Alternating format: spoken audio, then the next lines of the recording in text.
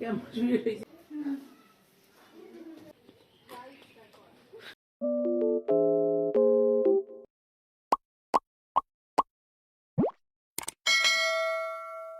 Hello everyone, আসসালামু আলাইকুম। কি অবস্থা সবার? দিস ইজ রোজা ফ্রম রোজাস মোমেন্ট। আজকে আমরা বাসার সবাই মিলে আমার ভাইয়ের মেয়েকে আনতে গেছিলাম। আজকে শুক্রবার ছিল, দুপুরের দিকে আমরা সবাই বের হয়ে যাই ভাই আর মেয়েকে আনার জন্য। আমি আগের দিনই ফরিদপুর থেকে রাজবাড়িতে চলে আসছি। পরের দিন শুক্রবার ছিল, আর শুক্রবারেই আমরা ভাবিদের বাসায় যাই। আমরা অনেকেই গেছিলাম, আমার মামি ভাবি সবাই মিলে গেছিলাম হচ্ছে বাবু। আব্বু বিশেষ করে চাইতেছিল যে বাবুকে আমরা সবাই একসাথে আনতে যাব, আমাদের বাসায় নিয়ে আসবো। এর মধ্যেই আমরা ভাবিদের বাসায় চলে আসছি। ভাবিদের বাসায় আসার পরেই তো আমি বাবুর কাছে চলে যাই বাবুকে দেখতে, কারণ আমি ওকে অনেক দিন দেখি না। আর যাওয়ার পরেই তো দেখি বাবু ঘুমাচ্ছে। তারপরে আব্বুরাও নামাজ পড়ে চলে আসে, আমরা সবাই খাবার খাইতে বসে যাই। বাসায় আজকে বিরিয়ানি রান্না করা হয়েছিল, বিরিয়ানির সাথে ডিম মাছ এগুলা ছিল। আজকের বিরিয়ানির টেস্টটা অনেক মজা হয়েছিল, আমার কাছে খুবই ভালো লাগছে। বিরিয়ানি খাওয়া দাওয়া করার পরে আমরা সবাই বসে মোজো খাচ্ছিলাম, আর আমার মোজো তো ইনায়া নিয়েই শেষ করে দেয়। মোজো অনেক বেশি পছন্দ করে, আর ও কি সুন্দর করে 2 হাত দিয়ে গ্লাসটা ধরে মোজো খাচ্ছিল। আমরা সবাই অনেকক্ষণ রেস্ট নিই, তারপরে ভাবলাম যে আমরা একটু হাঁটাহাঁটি করে আসি। ভাবিদের বাসার সামনেই একটা রাস্তা আছে, আমরা সবাই সেখানে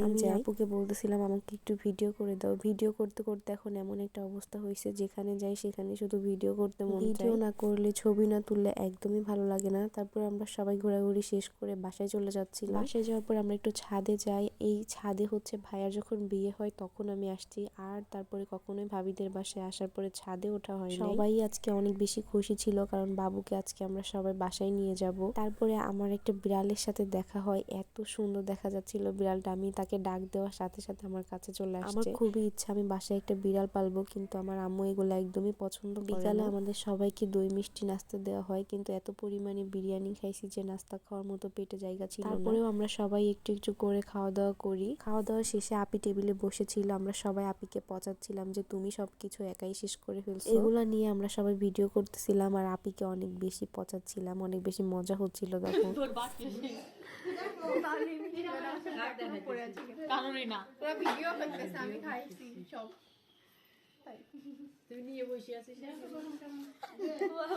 মা বাড়ি নিয়ে কাজ করানো হবে।